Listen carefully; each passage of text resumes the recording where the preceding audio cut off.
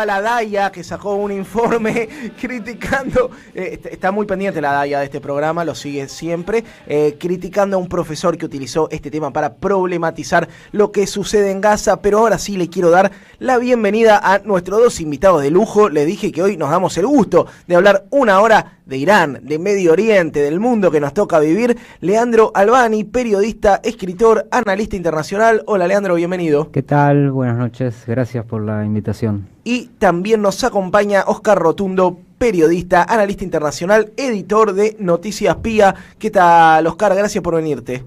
Un gusto grande poder compartir con ustedes, con Leandro, y tocar este tema tan importante para el futuro de la humanidad.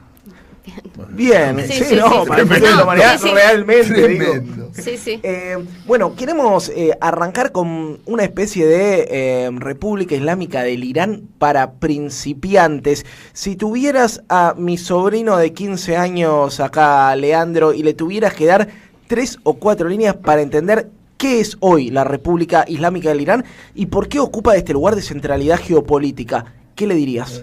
Bueno, la República de Irán es un país de mayoría persa, digo, es una nacionalidad de Medio Oriente, hay muchas nacionalidades en Medio Oriente, es de mayoría persa, aunque hay otras nacionalidades en ese país, que tiene un gobierno, un estado muy particular, que se inicia en 1979 con la Revolución Islámica, y que, como decías vos, digo, es una potencia regional, digo, una potencia muy importante regional, con una producción, con una industria, con una producción, por supuesto, de hidrocarburos muy importante, con una población, creo que de 90 millones de personas más o menos, y que hoy en día está en el ojo del huracán de Medio Oriente, que en general en Medio Oriente el huracán está permanentemente dando vueltas por diferentes países,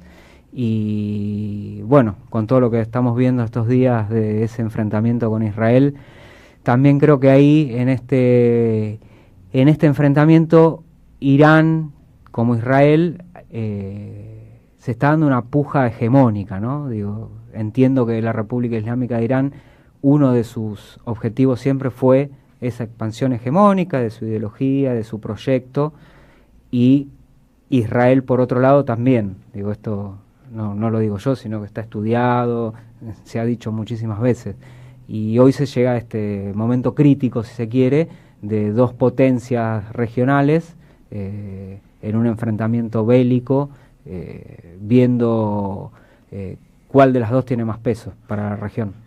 Oscar, te sumo a vos para algunos elementos de análisis. Si uno ve la historia del derrotero de la Revolución Islámica, digo, en el 79 es la emergencia de una amplia unidad, ¿no? Estaban los islamistas, estaban los revolucionarios de izquierda, estaban los nacionalistas, había sectores laicos incluso. Finalmente se va consolidando la dirección de los ayatolás sobre el proceso de la Revolución Islámica del Irán.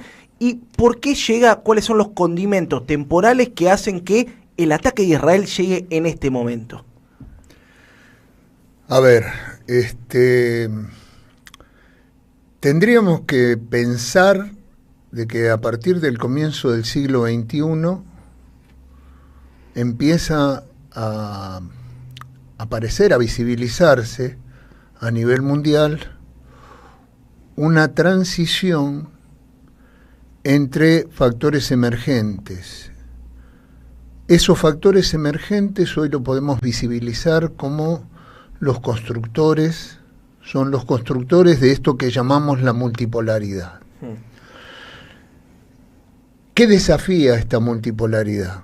Desafía al viejo patrón del dominio anglo-norteamericano que tenía una fuerte presencia en lo que es el atlantismo, ¿no? El siglo XIX y el siglo XX estuvo marcado por una fuerte presencia de Europa y Estados Unidos, sionismo mediante también, en lo que es el gran hegemón, que desarrolló y construyó el capitalismo en función de dos guerras muy importantes, que fueron la Primera y la Segunda Guerra Mundial. Paralelo a eso aparece como emergencia el bloque soviético, y ese bloque soviético constituyó con el socialismo un desafío para las pretensiones del desarrollo de ese capitalismo. El siglo XXI, ya caído el bloque soviético, empieza a mostrar un desafío de potencias emergentes que no eran vistas como tales durante el siglo XX y empiezan a cobrar fuerza. Aparece China, aparece Rusia de la mano de Putin, aparece Irán. Potencias sancionadas, potencias excluidas, víctimas de la guerra de baja intensidad, víctimas de todo tipo de laboratorios planteados desde el imperialismo para poder subyugarla, y que sobreviven a esta circunstancia de imposición hegemónica de este mundo unipolar, de la mano de la construcción de una potencialidad que no radica en lo económico fundamentalmente, sino que se abren paso a través de la educación, de la tecnología, que las empieza a consolidar en lo económico y en lo militar. Y este aquí, que ahora esas potencias que de pronto empiezan a ver de que esa hegemonía empieza a decaer, ven el amanecer de una multipolaridad que tiene protagonistas en Asia Central, que tienen protagonistas con los recursos naturales, que tienen protagonistas con el mayor Producto Interno Bruto del mundo, que tienen protagonistas con la mayor población del mundo, y obviamente que tienen protagonistas con lo que es una vanguardia desde el punto de vista tecnológico, industrial, que proponen la franja y la ruta, que proponen el desarrollo de las fuerzas productivas y no tienen con qué contrarrestar eso. Entonces, están en problema. Vos decís que el conflicto en ciernes es una evidencia más de la pérdida de hegemonía de Estados Unidos. Digo, lo viejo que no termina de morir, lo nuevo que no termina de nacer, y en ese interín nacen los monstruos, decía Antonio Gramsci hace unos 100 años, ponele, 80, 90, y que estamos en ese momento. Yo pregunto también algo que me parece interesante, digo, metámonos a complejizar temas, ¿no? Israel bombardea a Irán. Israel, antes del 7 de octubre, estaba sentándose a la mesa con la otra potencia regional, ¿no es cierto? Con la potencia regional, corríjame ustedes, sunita, con Arabia Saudita. Un reino, una monarquía islámica también, no es tan señalada como Irán, porque es uno de los interlocutores de Estados Unidos en la región. Ahora, después del 7 de octubre, hay cierto acercamiento entre Irán y Arabia Saudita. Mi pregunta es, ¿cómo juegan las otras potencias regionales? Porque uno piensa en Irán y claramente es un jugador grande en el partido, por lo menos en Medio Oriente. Pero uno también puede pensar en Arabia Saudita, uno puede pensar en un régimen como el de Erdogan en Turquía, un tipo que es un líder mano dura, un tipo fuerte que tiene metido un pie en Occidente y que tiene metido otro pie en Oriente, y que me parece que tampoco le cabe mucho que le bombardeen el país que tienen al lado. Sí, esto que decís de Turquía es súper interesante porque hay un hecho que me parece importante, fue importante periodísticamente, que fue la caída de Bashar al-Assad en Siria, ¿no? Yo lo considero importante porque ahí se movió algo, no por Bashar al-Assad o por el régimen del partido Baas en sí, sino por la presencia rusa e iraní en Siria, ¿no? Que fue muy fuerte. Fue muy fuerte, sobre todo rusa, ¿no? Y creo que en ese momento en que Rusia se retira de Siria, cae Bashar al-Assad, se retira Irán de Siria también, Estados Unidos encuentra la posibilidad de volver a avanzar sobre Medio Oriente. Algo que, por un lado, lo venía haciendo a través de estas alianzas con monarquías del Golfo, con países de la región bastante serviles a Estados Unidos, pero creo que ve una posibilidad de avanzar mucho más sobre Medio Oriente frente a esto que decía Oscar, que el mundo, no de ahora, sino de hace mínimo 2 décadas, tiene movimientos tectónicos grandes donde aparece esta multipolaridad que le molesta tanto a Estados Unidos y a un Estado como el de Israel, ¿no?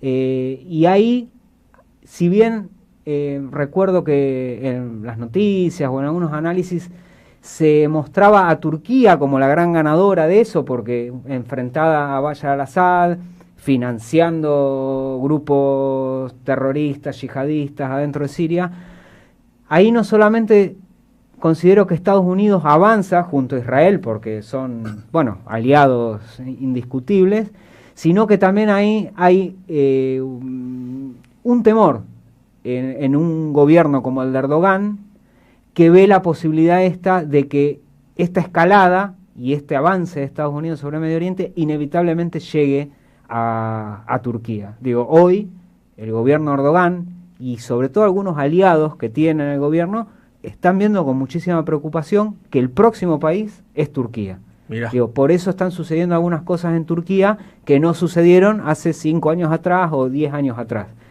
Y después, este acercamiento que puede tener, como vos decías, Irán, con algunas monarquías del Golfo, sobre todo con Qatar, que ahí hay una relación mucho más estrecha.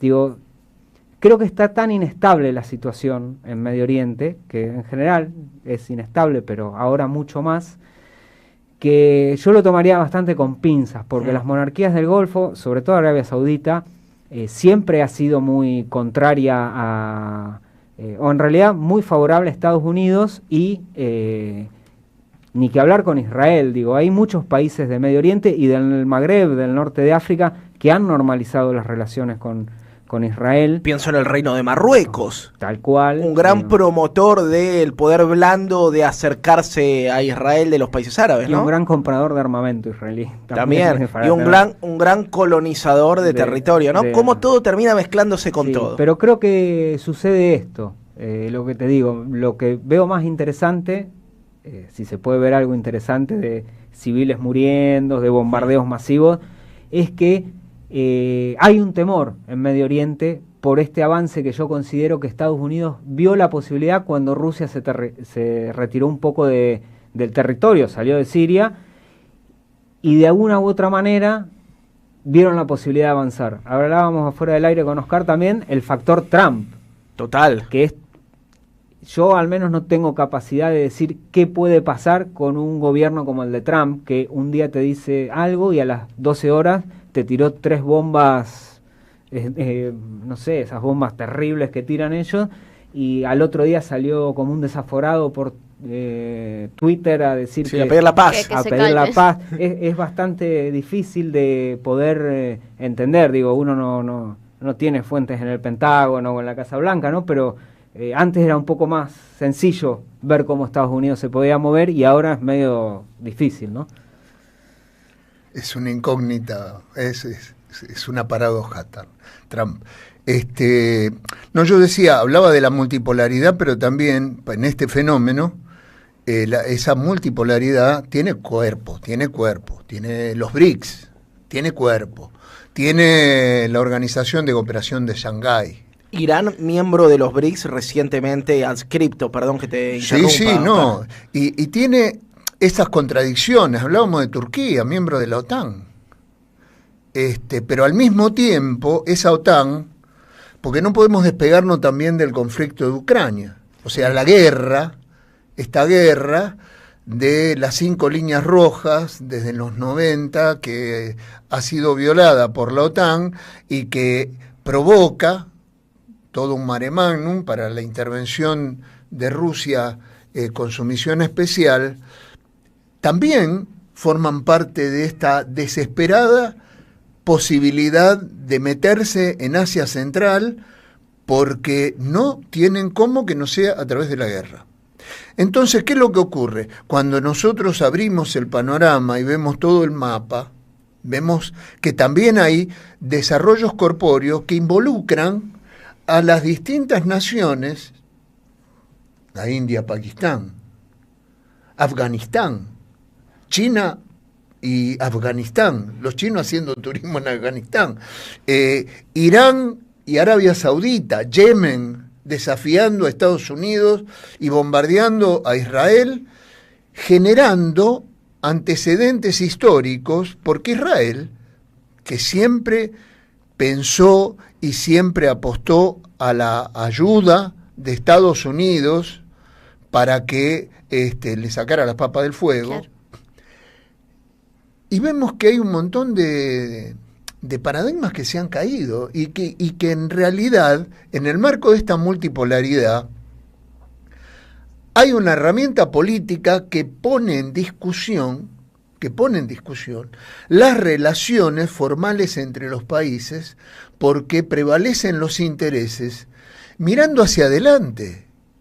Vuelvo a repetir, ni Europa, ni Estados Unidos, ni Occidente tienen nada que aportarle al desarrollo de la humanidad. El mundo va para allá, no va para otro lado. Hola, sí. Una pregunta. En ese marco que también describís, nuestro presidente parece obedecer a un paradigma viejo y toma una posición muy clara y muy tajante en el conflicto en favor de Israel, alineado con Estados Unidos, e inclusive, creo que informalmente, pero identificando a Irán como país enemigo. ¿Cómo creen que eso puede repercutir en la realidad argentina? Yo creo que permiso, ¿no? Pero sí. A mí me parece que, vos lo decías muy bien, aparece un elemento viejo, una persona que se apoya en una construcción económica, teórica económica, marginal, y que de pronto también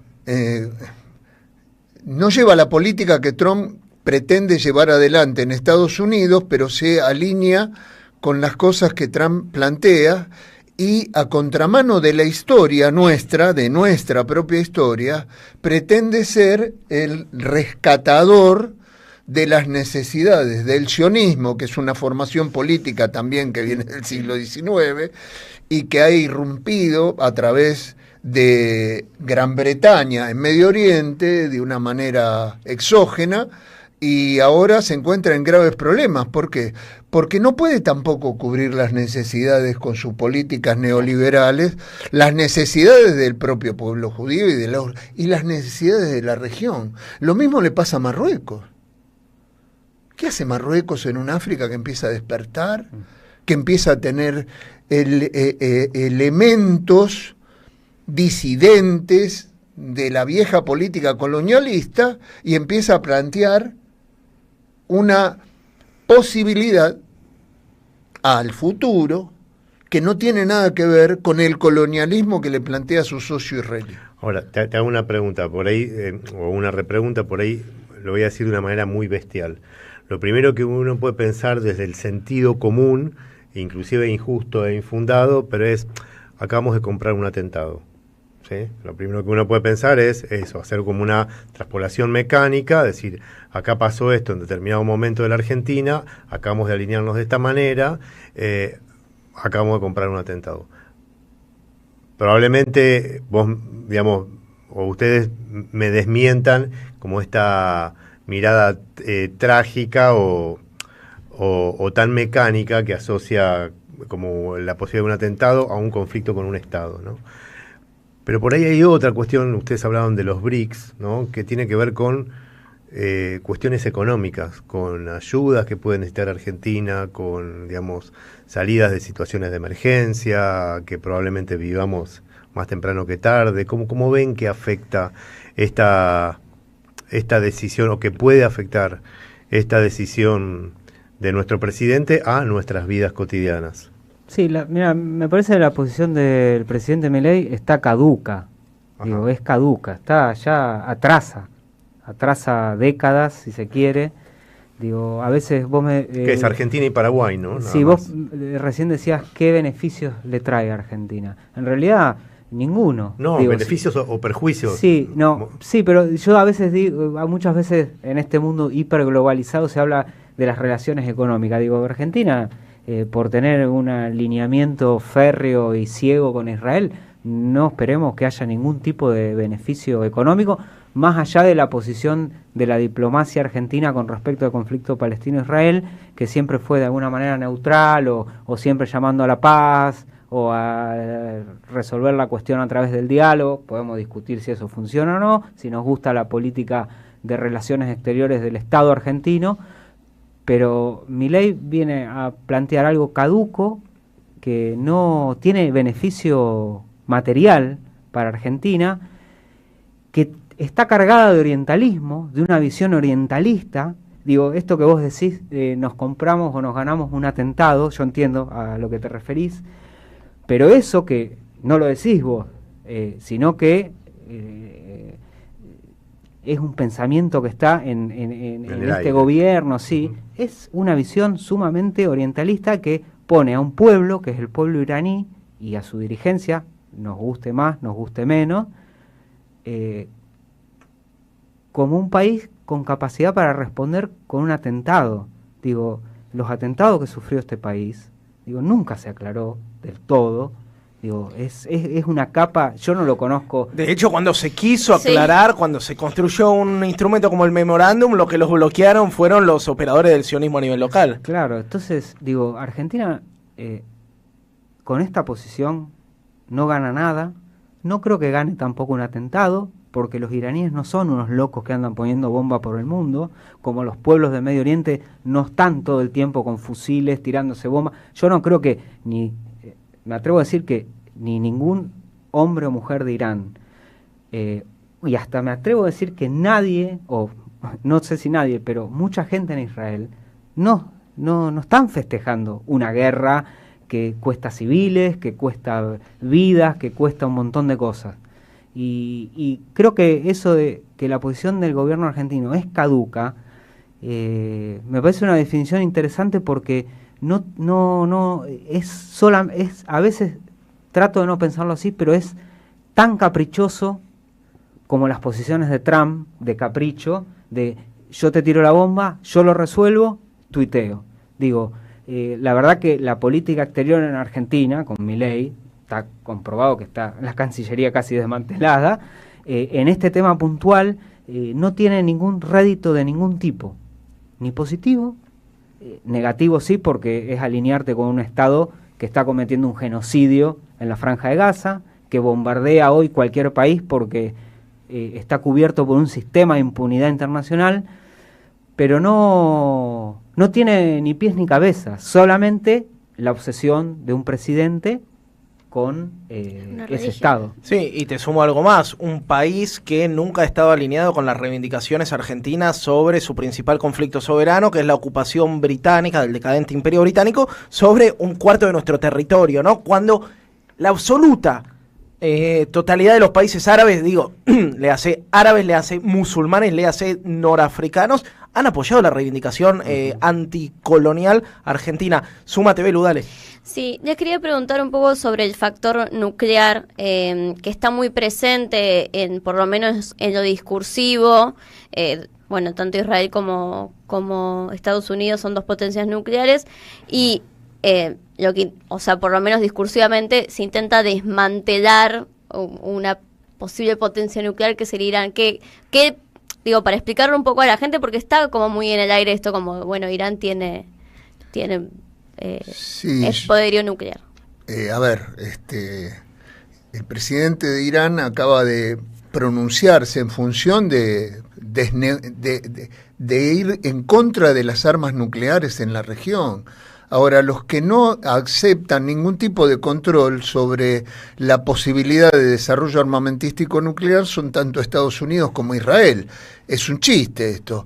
Quería, antes de que pasáramos a este tema que es interesante, adscribir a lo que dice Leandro de cómo atrasa esta política de Milei, que jamás ningún país musulmán vendría a ser un atentado a América del Sur. ¿Sí? No somos la colonia más grande de israelitas o de judíos en América. Y por el otro lado, Lo que sí hace Milei es suscribir al colonialismo. Nos están colonizando los intereses otanistas Sí. de la mano de la administración de Milei, como nunca antes. Y le está haciendo un flaco favor a nuestra soberanía. Eso nos perjudica a nosotros en nuestra soberanía, en nuestro desarrollo económico y en nuestro desarrollo humano, porque justamente uno de los que está sufriendo esa colonización es la isla de Tierra del Fuego, que va a ser deshabitada a propósito para poder tener una base militar de la OTAN. Ya tenemos otra en Malvinas y con Chile están haciendo otro tanto. Ahora, con relación a esta cuestión nuclear, ¿por qué no aceptan los controles? ¿Por qué no aceptan el derecho internacional? Una víctima de estos conflictos, tanto el de Ucrania como el de Medio Oriente, el de Asia Occidental, es el derecho internacional. No les importa nada, absolutamente nada. No les importa bombardear hospitales, no les importa la población civil, no les importa absolutamente nada y se victimizan cuando obtienen una respuesta que se les va de las manos. Le pasó a la flota norteamericana en el Mar Rojo con los hutíes, le pasó a Israel con los hutíes, le pasa con Irán, y le pasa a Ucrania o a la OTAN con Rusia. Empiezan a constatar de que eso viejo, que no quiere terminar de morir, ya no tiene la fuerza para no dejar de morir. Y empiezan a darse cuenta que esto nuevo que están haciendo ya tiene la capacidad de poder discutir en otros términos las condiciones para poder arribar a un futuro de características diferentes, porque lo que se plantea en los BRICS, en la Organización de Cooperación de Shanghái, en la Organización de Seguridad que forman los ex países de la Unión Soviética, las reglas del juego son otras, las condiciones de discusión son otras. Por eso puede haber países que puedan antagonizar, como India y Pakistán, o China e India, y eso no lo lleva a una guerra, ni a bombardeo, ni nada por el estilo, y cuando hay algo enseguida se aplaca porque hay otros intereses de por medio. Programón el de hoy, una hora entera hablando de la República Islámica del Irán, 11-3200-0530, se quedan un rato más.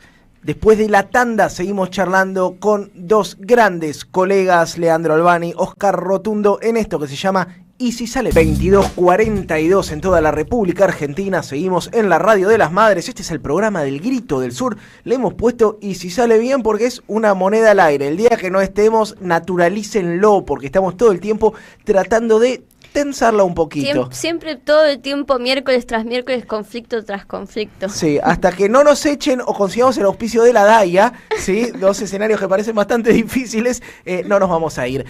Seguimos hablando de lo que sucede en la República Islámica del Irán, de lo que sucede en el Medio Oriente, con dos invitados de lujo, con Leandro Albani, con Oscar Rotundo, periodistas, colegas, analistas internacionales. Me queda una pregunta, saliendo un poco de Irán y mirando a la región. En principio uno diría, esto es una victoria de Israel, en el análisis más corto, ¿no es cierto? En el cortoplacismo, bombardea Irán, logra meter a Estados Unidos a la guerra, logra regionalizar el conflicto.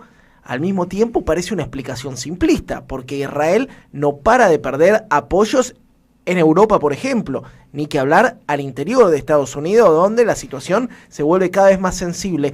¿Cómo se lee esto después de que Israel bombardea a Irán para los posicionamientos del Estado sionista en la región? Mirá, me parece que Irán demostró, esto lo hablábamos con Oscar también fuera de aire, demostró su capacidad de defensa mínimo. Digo, Irán no es un país pequeño. No. Digo, es un país muy grande. 90 palos de habitantes. Que tiene toda una trayectoria que puede gustar más o menos, pero de defensa de su territorio, capacidad política, capacidad diplomática internacional muy grande, y que también tiene sectores grandes de la población que apoyan el proceso que vive desde el 79, ¿no?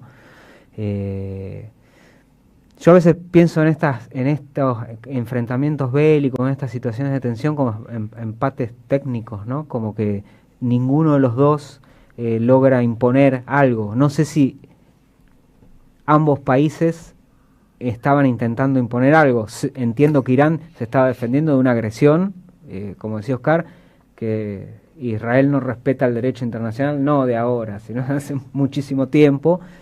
Y sí creo que lo que sucedió o lo que está sucediendo entre Irán e Israel no es reciente, no por la historia de los dos países, sino porque en Medio Oriente desde hace mucho tiempo se está moviendo todo continuamente. Uno podría poner una fecha en el 2011, 2012 con lo que fue la primavera árabe, el retroceso de los nacionalismos árabes en Medio Oriente, o esto que hablábamos al principio de cómo muchos países de Medio Oriente normalizaron la relación con Israel. Sí me parece que Irán demostró su capacidad de defensa frente a una agresión ilegal, que Estados Unidos avanzó hasta un lugar que imaginé que podía llegar a más, pero que no sucedió. Y igual esto, digo, hay, bueno, no sé si creerle o no a Trump, ¿no? Pero creo que no. Digo, una tregua o como se le quiera llamar, esto la semana que viene, en los próximos días, puede cambiar también.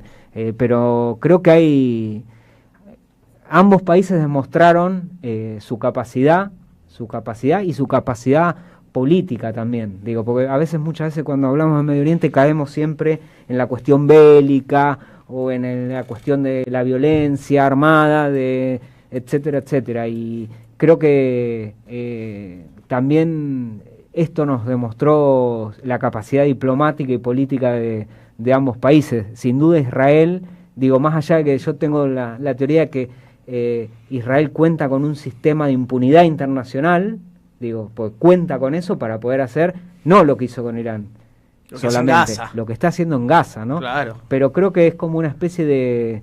entramos en una planicie que no está ajena a que haya un terremoto mañana, ¿no? Empate hegemónico, ¿quién era? Tarkus el que hablaba de empate hegemónico, bueno, si capaz que lo estoy citando mal. Oscar, ¿qué opinás? ¿Qué balance haces? No, bueno, a ver, hay judíos en Irán, hay católicos en Irán, hay comunistas en Irán. Irán es una nación cosmopolita, gobernada por el chiismo, por el régimen, por el gobierno de los ayatolá. Y lo que decía, y es una nación profundamente culta. Y no penetrada culturalmente, justamente, por toda esta política perversa del imperialismo, del occidentalismo, lo que quisieron hacer en Afganistán. Me viene a la memoria ver en Afganistán los negocios de Gucci y esa pretensión de tratar a todo el mundo con un irrespeto, no respetar las culturas es no entender la idiosincrasia. Y al no entender la idiosincrasia, ¿cuántas cosas se te escapan? Porque una de las cuestiones que aparecen en todo este mare magnum, en todo este conflicto, es la subestimación a una nación profundamente culta y profundamente avanzada desde el punto de vista educativo tecnológico, que para mí eso es la vanguardia de los procesos revolucionarios. No pasan por la comida, pasan por la cultura, por eso le pegan tanto, por eso nos quieren desinformar, nos quieren deseducar y nos quieren apartar de lo que da esa educación, que es justamente el desarrollo de la ciencia y la tecnología. Y estos países como China, Rusia, han desarrollado todos sus potenciales en función de esos valores. Y hoy, justamente, cuando hablábamos con la compañera estaba hablando de la cuestión nuclear. Uno de los reclamos de Israel ya no solamente es si están enriqueciendo uranio, sino también tienen que ver con los misiles, y hay que estudiar los misiles, y hay que ver cuántos misiles, porque el desarrollo tecnológico que tienen les hizo triza el domo, el escudo, el escudo de hierro y qué sé yo. Yo creo que hay una gran sorpresa, un poco lo que decía Leandro con relación a Trump. Están sorprendidos. Se han visto sorprendidos porque menospreciaron.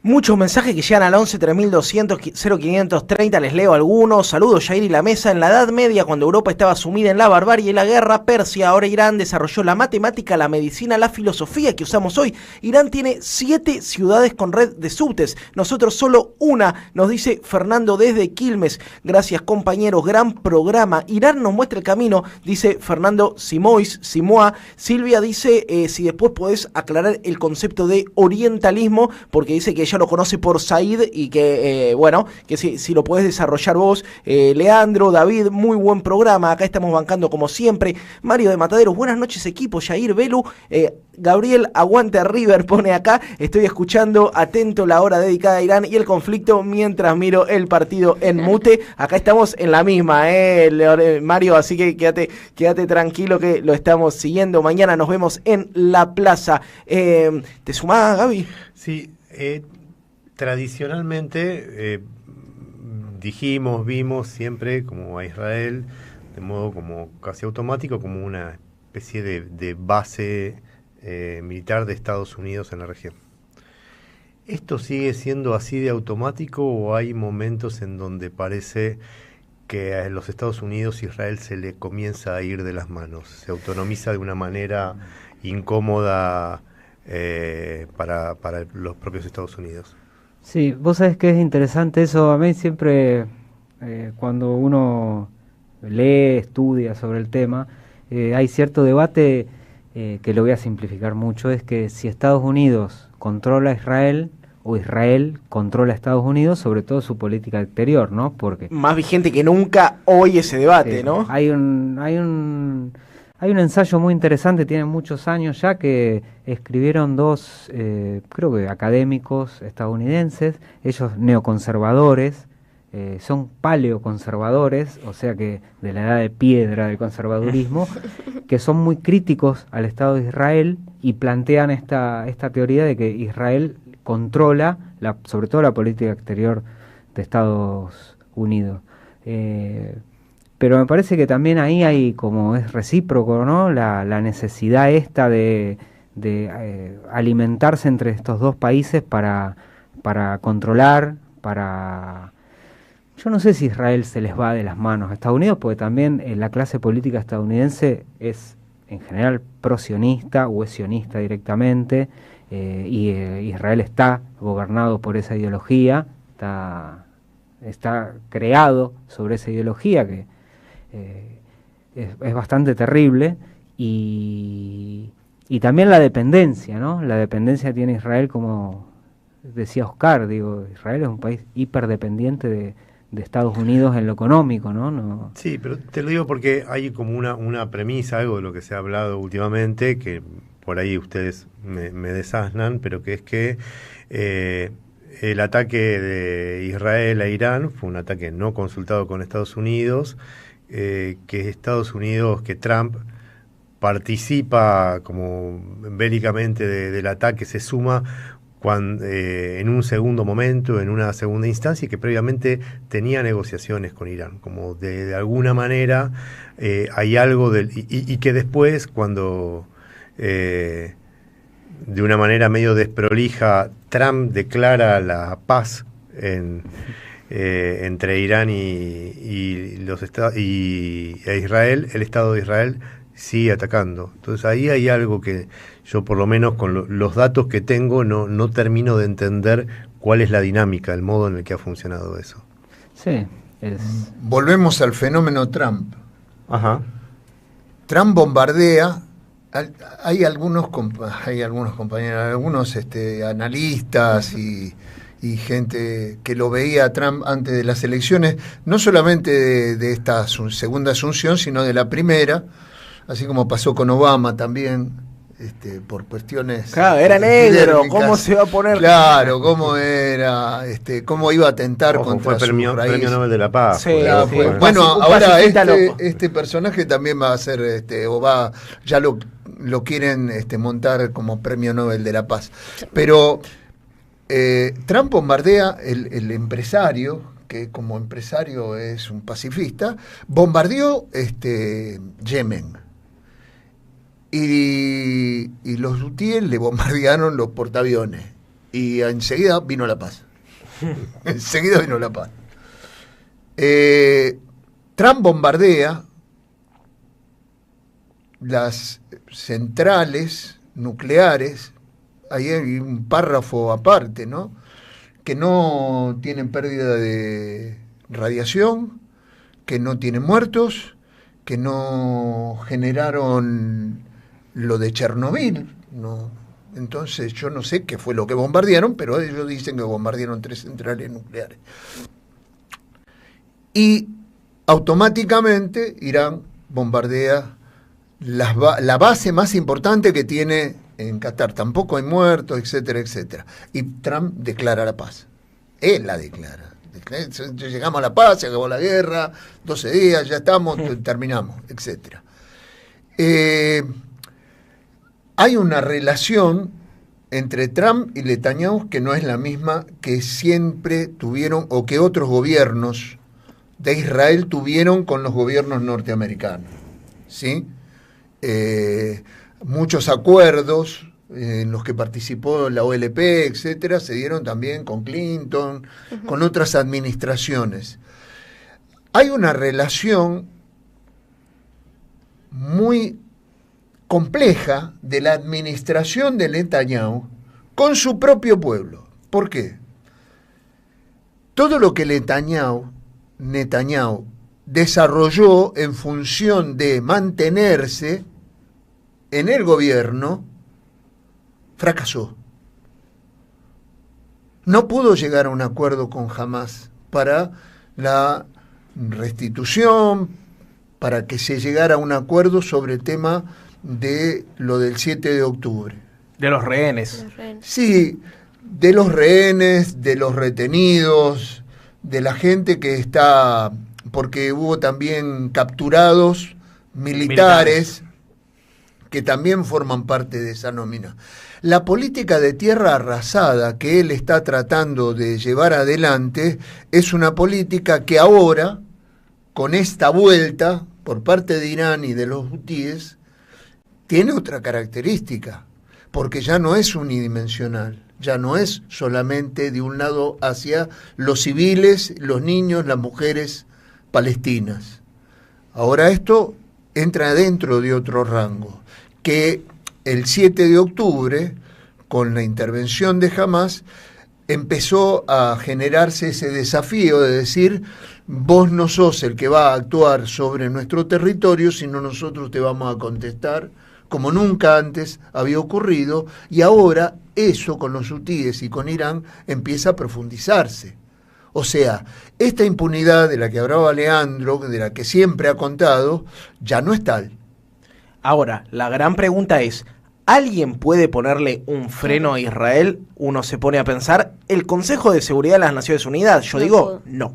¿No es cierto? La Corte Penal Internacional y pocos elementos ha tenido hasta ahora. Las instancias de mediación internacional tampoco han podido hacer mucho. Digo, Putin recibió al ministro de Exteriores de Irán. Es un gesto relevante, importante, uno de los tipos que dibuja la geografía del mundo, Putin, ¿no?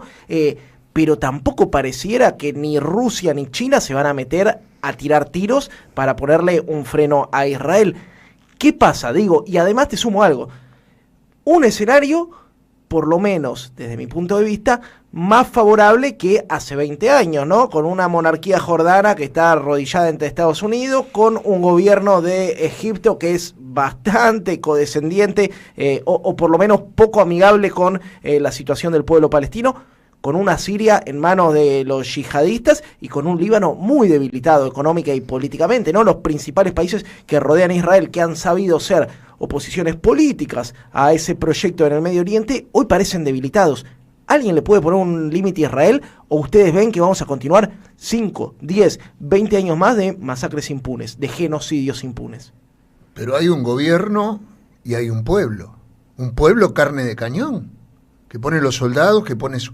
En este momento, Israel no habla ni de las víctimas, ni de los costos económicos y políticos que va a tener esta política que llevó adelante el gobierno de Netanyahu. ¿Quién paga los platos rotos?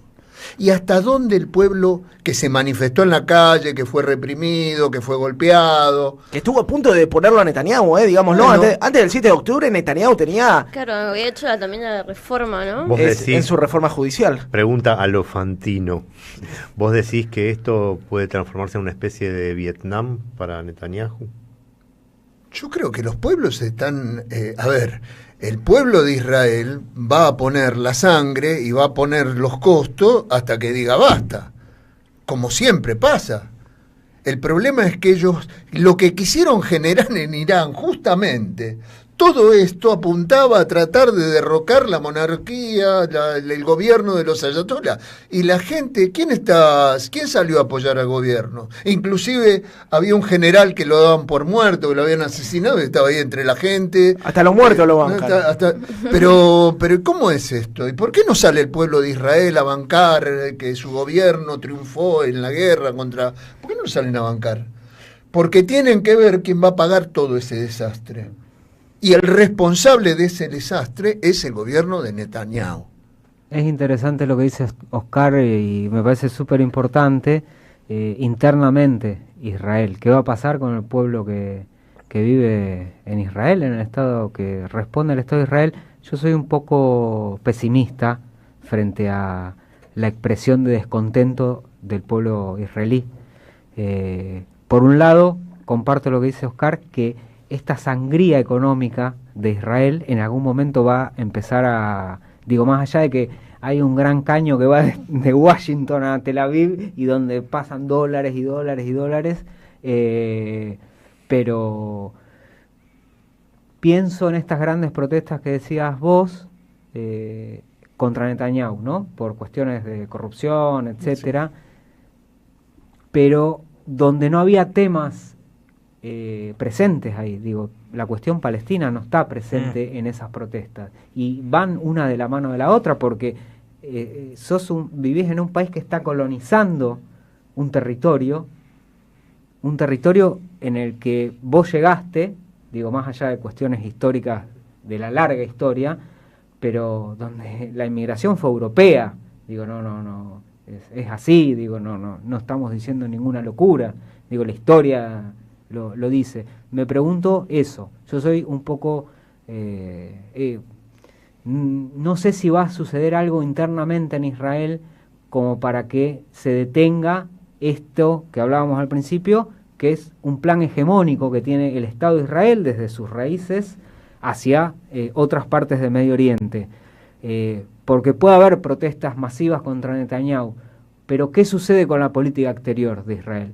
Yo no conozco en profundidad, pero no hay un rechazo a esa política exterior tan grande, que se manifieste, porque voy a dar un ejemplo muy burdo, pero si este país, con este gobierno, le declara la guerra a otro país vecino, yo creo que todos nos vamos a pronunciar en contra de eso, porque no hay razones, ¿por qué no?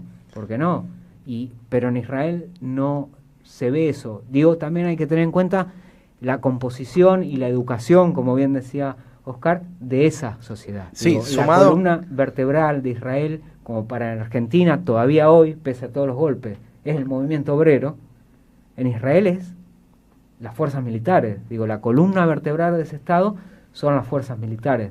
Entonces, no sé qué sucederá. Yo creo que en lo más cercano en el tiempo no va a suceder eso de que el pueblo de Israel se movilice contra Netanyahu, no para decirle que es un corrupto y que tiene que ir preso, sino para decirle, no queremos más esto, ¿no? Sí, sumado dos cosas más. Israel, vale recordar, país sin constitución, ¿no es cierto? Que tiene un sedimento de leyes que se van acumulando, pero no tiene una carta magna como nosotros.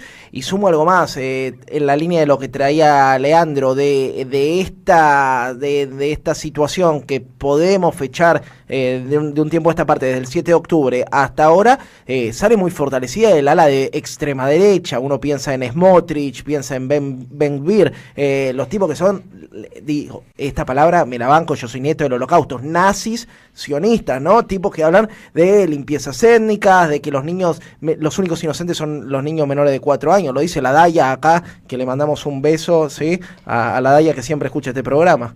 No, y aparte entendiendo que hay una, por lo menos en los medios de comunicación o en su soft power israelí, que hay una romantización también de lo que está sucediendo, del sufrimiento que está teniendo el pueblo israelí por ejemplo, no sé, veía cómo eran los refugios, ¿no?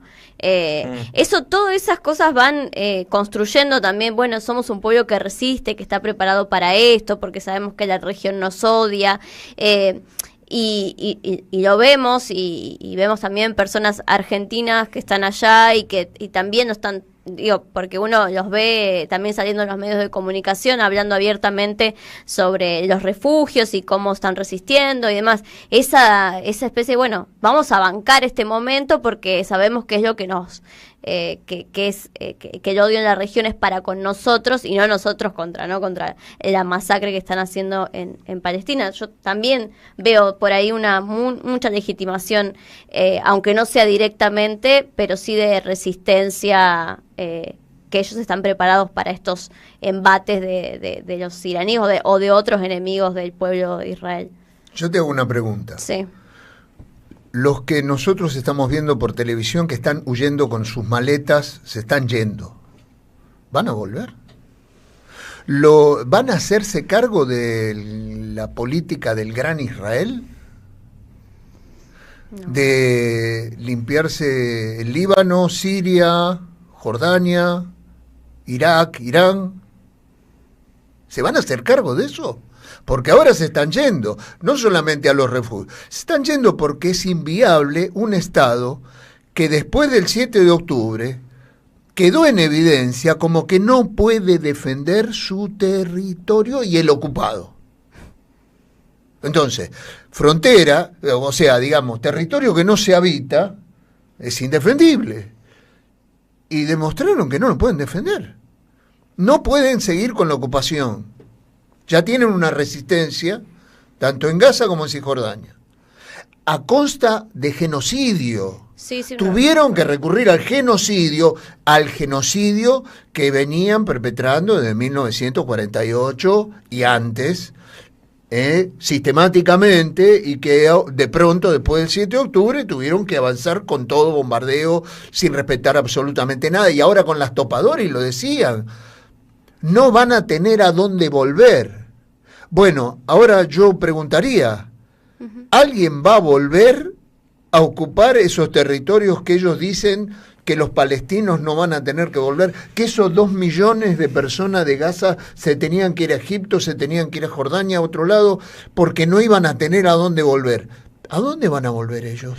Perdón, solo una cosita, Yair. Dale. ¿Vieron, Belén y Yair? Es una pequeña interrupción, que de pronto en este programa, en este momento, se están exponiendo dos miradas divergentes sobre un mismo tema y nadie le está diciendo otro ensobrado. Increíble. ¿Qué clase de periodismo, eh?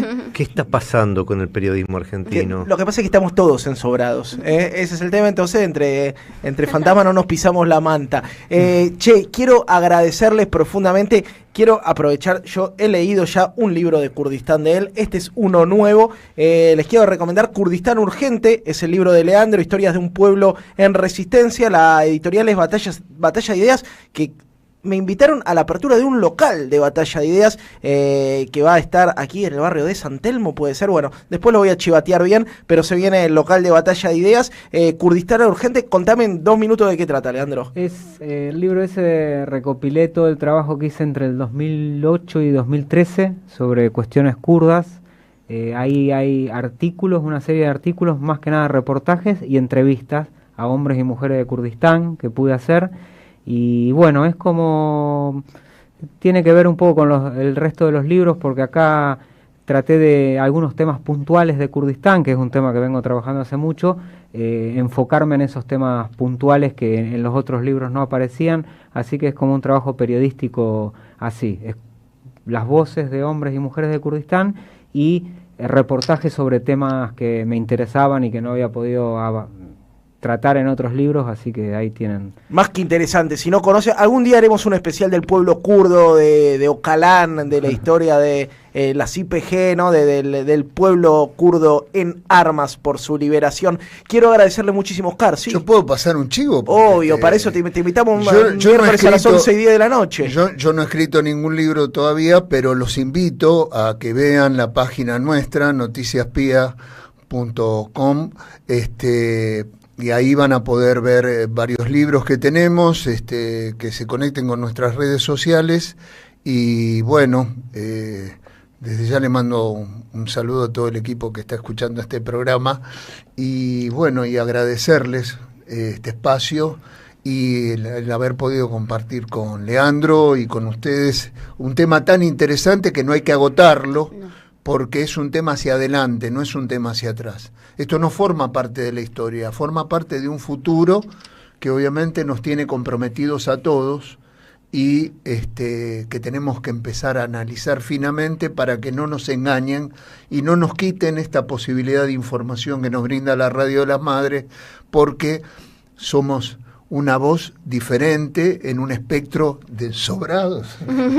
¿Qué te parece si seremos diferentes en un país donde el 95% de los medios, incluso los que se visten bastante de progresistas, están atravesados por la línea editorial del sionismo? Probablemente no encuentres un programa como este. 2311, estás escuchando la Radio de las Madres. Vamos a una tanda cortita y ya seguimos.